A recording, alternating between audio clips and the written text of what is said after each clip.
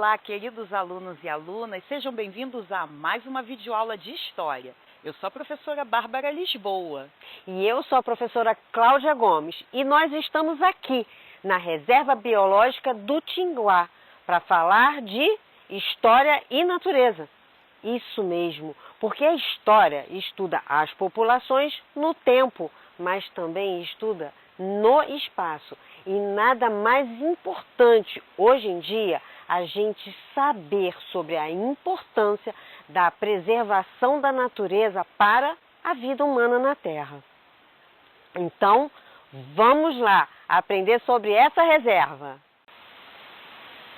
Estamos na Reserva Biológica do Tinguá, que é uma das maiores unidades de conservação do Rio de Janeiro e também é fundamental para o abastecimento de água das populações da Baixada Fluminense.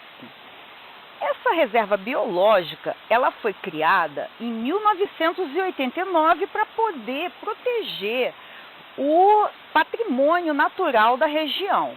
Ela tem cerca de 26 mil hectares e abrange vários municípios, principalmente boa parte do município de Nova Iguaçu.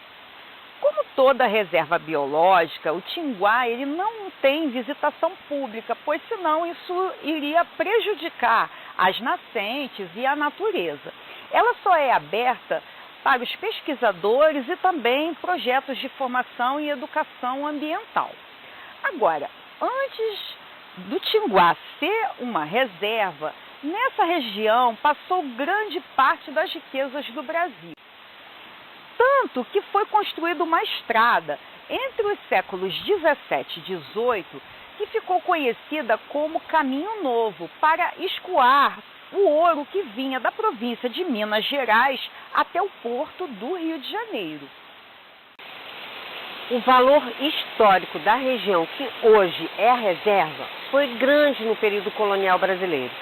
A história nos relata que a Serra do Tinguá e os demais lugarejos situados nas proximidades da Floresta Atlântica foram caminho de tropeiros que traziam ouro e pedras preciosas para o embarque no porto da cidade do Rio de Janeiro. Depois foi a vez do café, que também tinha boa parte da produção exportada e foi a grande riqueza da época no Brasil imperial. Além disso, por essa região passaram viajantes naturalistas que tinham por objetivo pesquisar, compreender e inventariar as riquezas naturais de vários lugares do Brasil.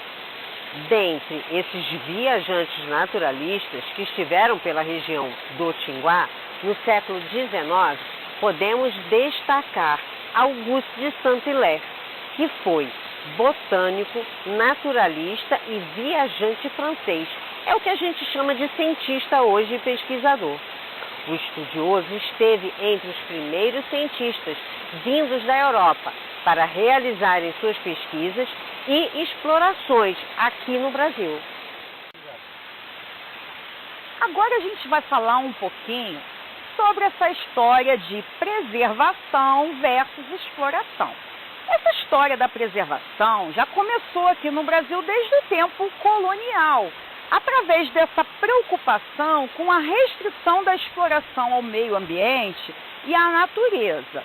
Mas isso foi de uma forma assim, muito tímida e essa preocupação, na verdade, não visava a preservação da natureza em si, mas a garantia de que os recursos naturais fossem explorados com a exclusividade da coroa portuguesa.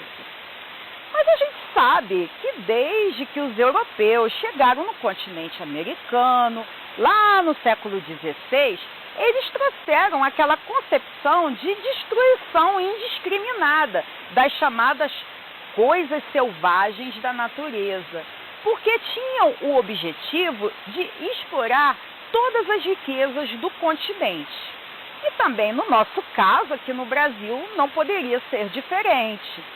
Durante esse período colonial e imperial, foram definidas também algumas normas que buscavam dirigir e restringir essa exploração de alguns destes recursos naturais e de espécies também florestais, como, por exemplo, o pau-brasil.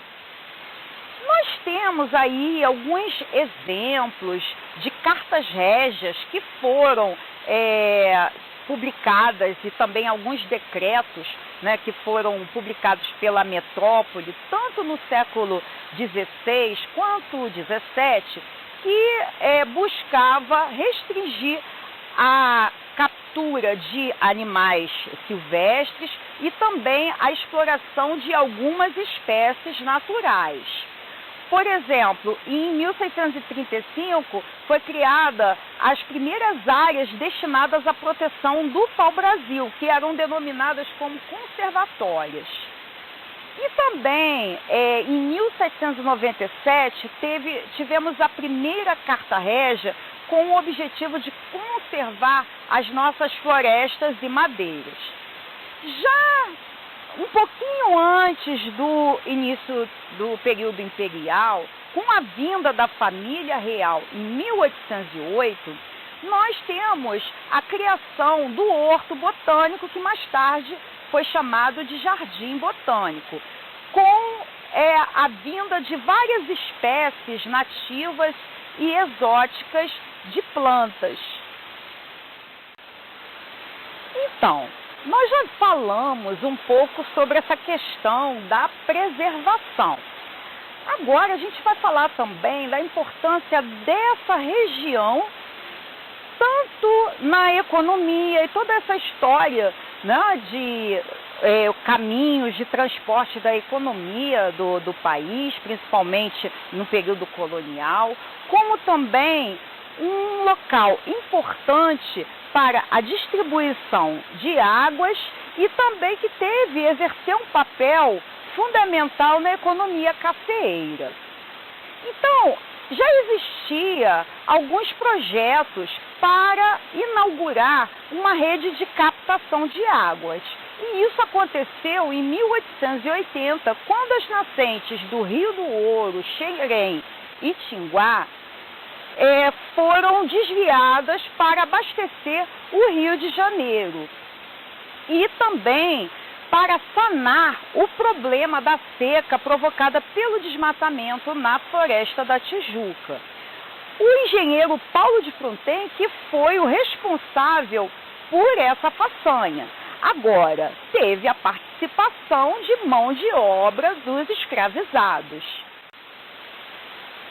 Bem, sobre o café, nós sabemos que em fins do século XVIII apareceram as primeiras plantações, principalmente no Rio de Janeiro, na região do Vale do Paraíba e também no Oeste Paulista e em parte de Minas Gerais. Aqui, efetivamente, no Tinguá, né, que pega a região da Baixada Fluminense, o café ele não chegou a substituir o plantio da cana-de-açúcar. Ele teve uma pouca expressividade nesse plantio e também nesse comércio, na economia. Porém, essa região foi muito importante para o transporte dessas mercadorias. A monocultura cafeira desenvolvida no plantio resultou para a Baixada Fluminense também o surgimento de algumas aglomerações populacionais. E a partir daí nós tivemos esse ponto de encontro, né, entre essas vias de circulação tanto aquática quanto terrestre. E houve esse intenso processo de abertura de novas estradas e também um processo de urbanização da região. Como consequência dessa expansão cafeeira na região, nós tivemos construções para armazenagem e transporte regular de mercadorias, grande fluxo de pessoas passando pela região, a proliferação também de vários portos fluviais ao longo dos rios que desaguam na Baía de Guanabara e, consequentemente, a elevação de determinadas localidades a essa categoria de vilas em decorrência desse todo esse ciclo cafeeiro. A Baixada, antes do plantio do café, era um imenso território dominado pelos jesuítas, que fundaram colégios e aldeias indígenas. Mas após o advento do café e já no período imperial, essa situação modificou, pois a produção cafeeira que passava por aqui, a caminho do Rio de Janeiro, para o embarque fluvial e marítimo, acabou ocasionando na construção de casas, vendas e lojas à beira da estrada. Com o aumento populacional e comercial também, Itaguaí foi elevada à categoria de vila, por exemplo. O mesmo ocorreu com Iguaçu e Inhomirim, que foram elevadas à condição de vila, porque tanto o Porto de Iguaçu quanto o de Estrela embarcavam grande parte da produção cafeeira da Serra. Se a primeira metade do século XIX representou para a Baixada um momento de opulência, foi justamente a partir da segunda metade do século que a mesma entra nesse período de decadência e abandono. Isso por conta da diminuição do volume das águas nos rios, em consequência do desmatamento da Serra Tinguá, que alimentava essas nascentes. Já o período republicano contribuiu muito pouco para a preservação ambiental do Brasil. Pelo contrário, a República Brasileira manteve um modelo agrário e agressivo, no qual a grande parte das florestas foram substituídas por monoculturas e pastagens. Sobre a reserva biológica do Tinguá, os esforços começaram somente em 1941, quando foi criada a Floresta Protetora da União Tinguá, Xerém e Mantequira, em terras de domínio público federal, que incluíram os mananciais da Serra Velha, da Boa Esperança e Bacurubu, que até hoje contribuem para o abastecimento de água para boa parte da Baixada Fluminense. Conforme definido pelo antigo Código Florestal de 1934, as florestas protetoras são áreas extensas, não habitadas, de difícil acesso e em estado natural, das quais ainda são necessários conhecimentos e tecnologia para o seu uso. Todavia, a Reserva Biológica de Tinguá só existe por causa de uma grande mobilização da comunidade para que a área fosse protegida. Após muita pressão popular, foi realizado um plebiscito na comunidade para definir se Tinguá seria Parque Nacional ou Reserva Biológica. E somente em 1989, após pressão da bancada ambientalista no Congresso do governo do presidente José Sarney, optou por categorizar a unidade de conservação como Parque Nacional. A criação da Reserva Biológica do Tinguá representa o ponto culminante da oficialização de um longo processo com o objetivo de proteger a área. Ou seja, depois de tudo isso, podemos dizer que a Reserva Biológica do Tinguá possui tanto um valor como patrimônio natural quanto valor histórico. E graças à grande mobilização da comunidade, que a área conseguiu ser reconhecida e protegida em 1987. Nossa videoaula de hoje vai ficando por aqui. Mas antes de irmos embora, vamos fazer o nosso desafio? Pensando em tudo o que nós aprendemos sobre a importância da natureza para a nossa vida, o desafio que nós deixamos para você é: o que você, sua família e sua comunidade podem fazer para preservar e economizar um bem tão precioso que é a nossa água. Nossa aula fica por aqui de vez e a gente espera você para a próxima aula. Tchau! Até breve!